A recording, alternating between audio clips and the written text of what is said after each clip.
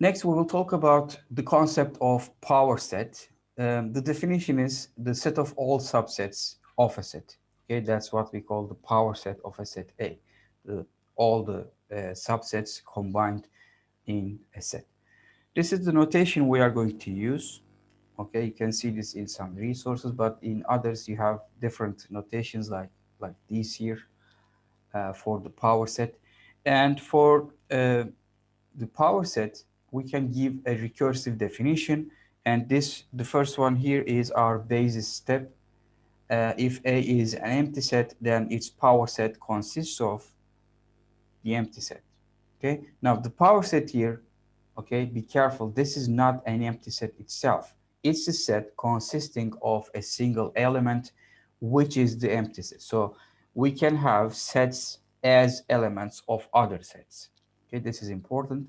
And the power set of the empty set is not empty. The power set of the empty set is what we call a singleton. That means a set with a single element, and that single element is the empty set.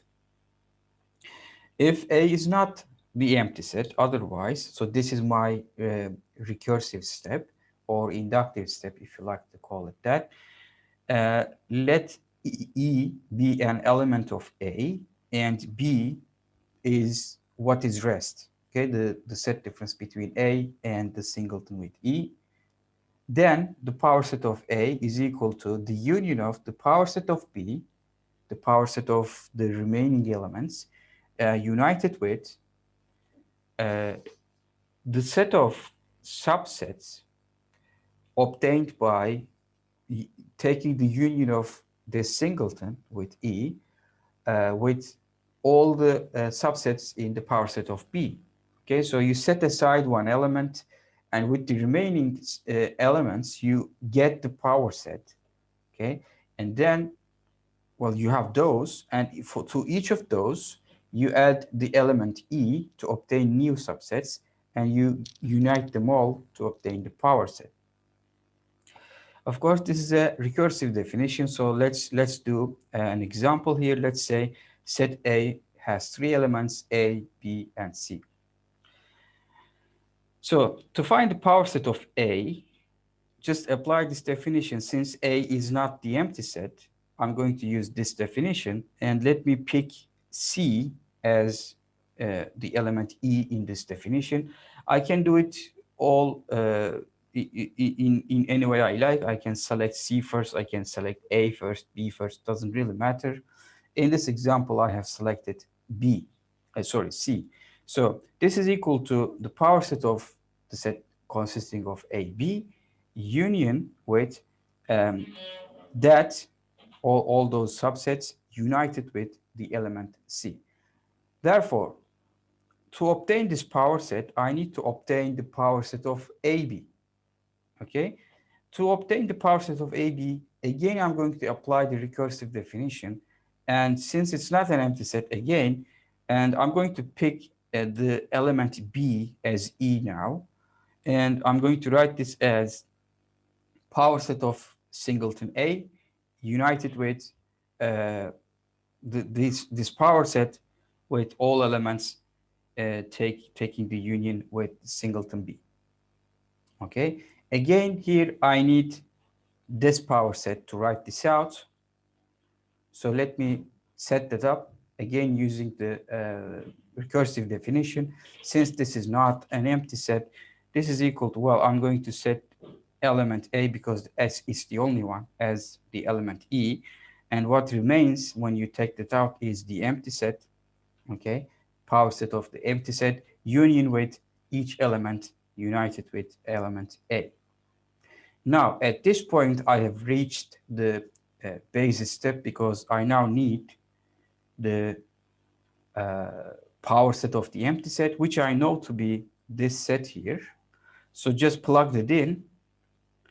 Okay, so this is the set consisting of the empty set, and put that here. Now, this union with to each of the elements, add element A. Okay, so when you add element A to the empty set, you get just this. So this is the power set of the singleton A.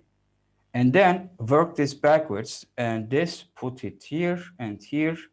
Now this will be the set consisting of the empty set and the singleton A.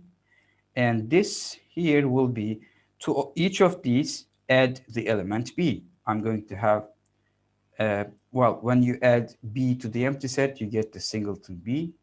And to this, when you add element B, you get AB. This. Okay, so unite this with this, take the union, you get the power set of AB. Okay, it consists of 4 elements.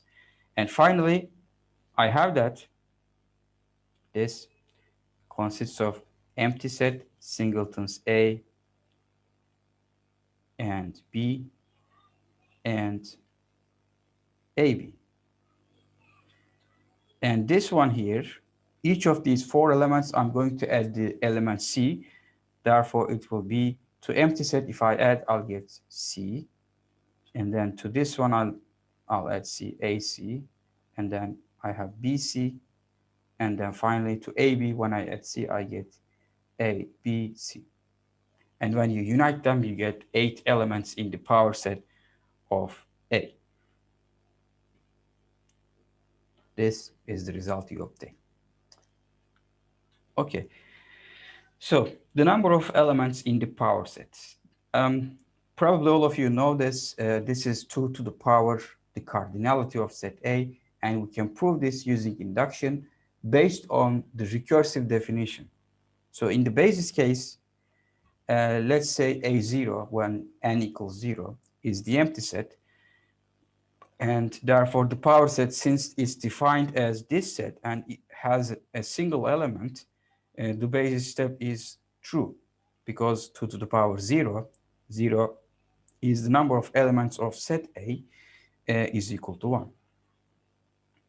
In the inductive case, I need to show that the number of elements in the power set of A sub k, that means it has k elements, is 2 to the power k, implies that the number of elements in the power set of A sub k plus 1, which is a set consisting of k plus 1 elements, okay, because it's equal to the set when you get the set you get when you take the union of A sub k with the singleton E. Okay, I need to show that the number of elements in this power set is 2 to the power k plus 1. Now, remember the recursive definition. Half of the elements in the power set of A sub k plus 1 is equal to the power set of A sub k. Okay, remember the definition. Here, this is 1/2, and this is the other half. It's just the same elements with 1 element added. So the number of elements of this part here and the number of elements in this part is equal, as we have done in this example. Therefore, the number of elements in the power set of A sub k plus 1 is equal to 2 times the number of elements in the power set of A sub k. And I know from my induction hypothesis that the number of elements in this one is 2 to the power k. And therefore, this means this is 2 times that, which makes 2 to the power k plus 1, which completes the proof.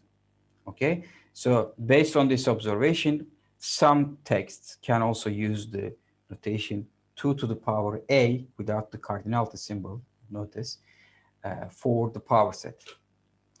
And you can also obtain this result using a representation. If you represent each subset of set A using a binary number, observe that if the number of elements in set A is n, you can use a binary string of length n to represent each of these subsets, depending on whether an element, a selected element, is included in the subset or not. For instance, if you use the enumeration, let's say A and then B and then C, to represent the binary string, for each subset, you can set up a binary number where you put a 0 if element A is not in the subset, and you put a 1 in this position if element A is included. So empty set as the subset has the representation 0, 0, 0 because none of the three elements are included. And then the singleton C is 0, 0, 1, 0, 0, 1. And the singleton B is simply 0, 1, 0. And A is 1, 0, 0. And then you have the ones with two elements. You have BC as 0, 1, 1, B and C included. You have AC as 1, 0, 1, AB as 1, 1, 0, and finally you have the set itself 1, 1, 1. So you cover the entire list of binary strings with n bits, let's say. So the total number of such sets is 2 to the power n, and this also shows the number of subsets of a set with n elements is 2 to the power n.